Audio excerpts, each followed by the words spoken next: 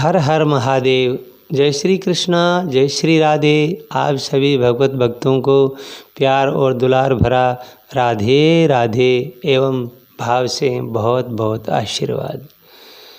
प्यारे भाइयों और बहनों, माताओं,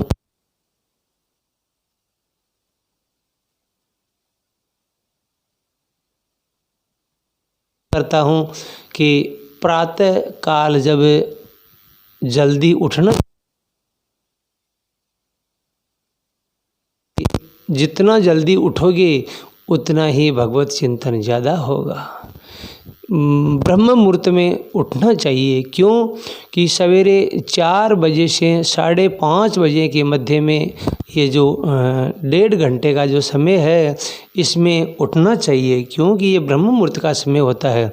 सर्वप्रथम उठ कर के आप परमपिता परमात्मा का धन्यवाद कीजिए। हे प्रभु, मैं जैसा भी हूँ तुम्हारा हूँ, पापी हूँ या आपका हूँ, तुम्हारा हूँ प्रभु। और उसके बाद में बिस्तर त्याग करके आप पृथ्वी माता पर जब भी चरण रखो, उससे पहले पृथ्वी माता को प्रणाम कीजिए। हे पृथ्वी माता, मैं महापापी हूँ, महानीच हूँ, अधम हूँ। मेरे जैसा इस पृथ्वी पर कोई महापापी नहीं होगा। इसी प्रार्थना करके आप सबका वहन करती हैं, भार वहन करती हैं। मैं भी पापी हूँ, मेरा भी भार वहन करना, तथा आपके ऊपर मैं चलता हूँ। मुझ जैसे क्रूर पर भी आप दया करना माता। पृथ्वी माता को प्रणाम करके उसके बाद में फिर आप अपने हथेलियों को ऐसे रगड़ करके, और फिर कर अग्रे वसति लक्ष्मी, कर मध्य वसति सरस्वती, कर मूलम गोविंदम, प्रभाते कर दर्शनम। क्योंकि हथेलियों में अंगुलियों के ऊपरी सतह पर जो हिस्सा है, उसके ऊपर कहते हैं महापुरुष, यहाँ भगवान लक्ष्मी नारायण का वास है। हथेली के मध्य में ब्रह्मा जी और माता सरस्वती का निवास है, और इस हथेली के किनारे के ऊपर भगवान श्री राधा और कृष्ण जी का वास है। तो हम गृहस्थी हैं, गृहस्थी को अगर तीनों मिल जाए तो ओहो, उससे बड़भागी कोई और नहीं हो सकता। फिर उसके बाद में आप धरती माता के माध्यम से अपने गुरुदेव को प्रणाम कीजिए। जिस दिशा में आपके गुरुदेव का निवास हो, उसी दिशा में प्रणाम करके पृथ्वी माता से कहिए, हे पृथ्वी माता, मैं आपके माध्यम से मेरे गुरुदेव के श्री चरणों तक मेरा प्रणाम पहुंचा देना। मान लीजिए वे ब्रह्मलीन हो गए हो, तो भगवान से कहिए, हे प्रभु, मेरे गुरुदेव जहाँ भी हो, जिस लोक में हो, जिस परिस्थिति में हो, इस तुच्छ दास का प्रणाम उनके श्री चरणों तक पहुँचा देना, और उनका आशीर्वाद हम सबको मिले।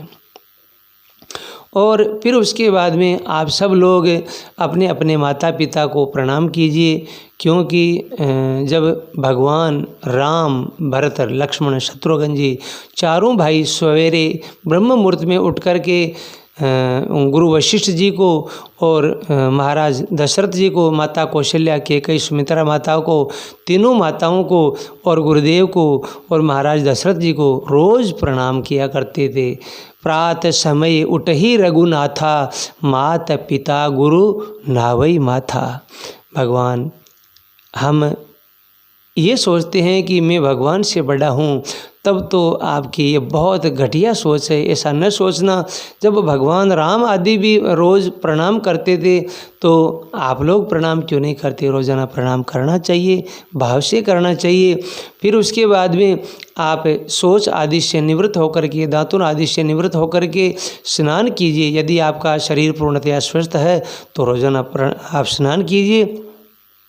स्नान के बाद में भले ही आप चाहे थोड़ी देर करें, लेकिन आप रोज़ ध्यान से, भाव से, प्रेम से भगवान का स्मरण कीजिए, चिंतन कीजिए, और भगवान से यही प्रार्थना कीजिए, हे प्रभु, मैं जैसा भी हूँ तुम्हारा हूँ, लेकिन आप मेरा कभी भी परित्याग मत करना प्रभु।